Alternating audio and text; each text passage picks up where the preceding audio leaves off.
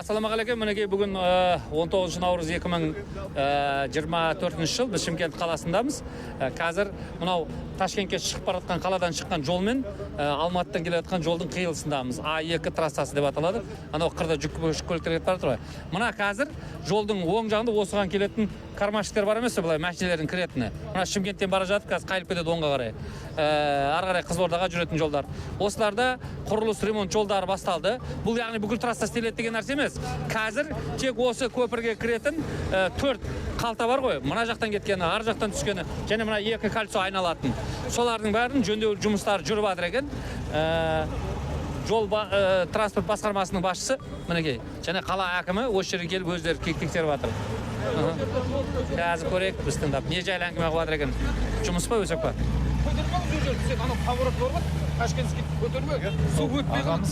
Тұрғымыз 87. Ассалаумағалейкум.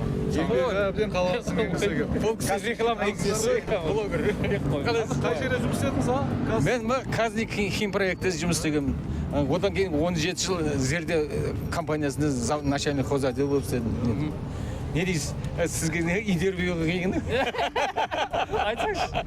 Зердеде Жақсы, бәрі жақсы. Қалалық әкімшілік қолдан келгенімізді жасап жатыр жолды. Рахмет жолына. Қазылықта тұрасыз ба? Иә, Қазылықта тұрамын. Біздің проблема сол.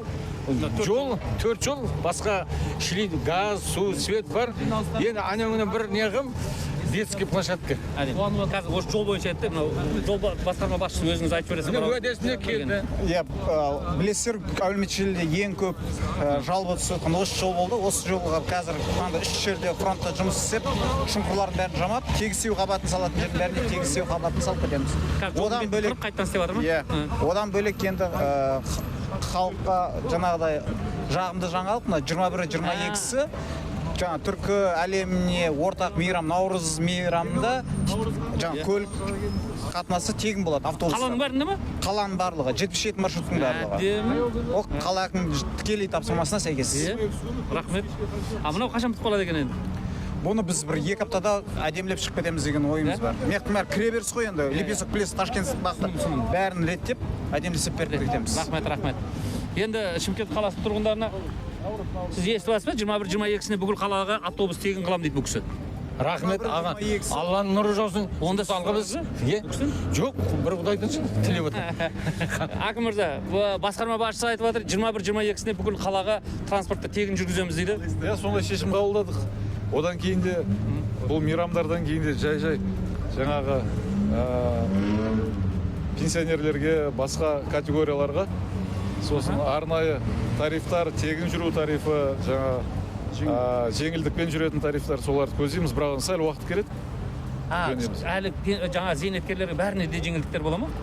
Иә, тегін жүретін категориясы бар. Тегіндері бар ма? Тегіндері бар, сосын жеңілдікпен жүретіндер. Оның бәрін жөндейміз. Сәл уақыт керек. Алла разы болсын. Пенсионерлерде тегін жүретін категориялар бола ма сонда?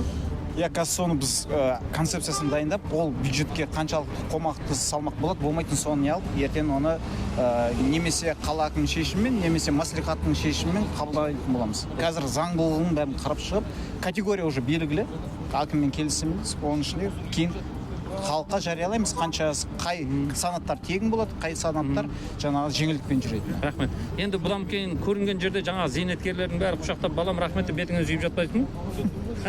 Халықтың алғысын алу үшін жұмыс істеп жатырмыз. Рахмет. Халқымызға қызмет қылайықшы, онсыз да жағдайы оңып тұрған жоқ пенсионерларымыздың, зейнеткерлеріміздің мінекей жеңілдіктің бәрін қарастырып жатыр екен. Бір сұраққа келіп 2 сұрақ шешіліп жатыр екен. Рахмет сіздерге, сау саламат.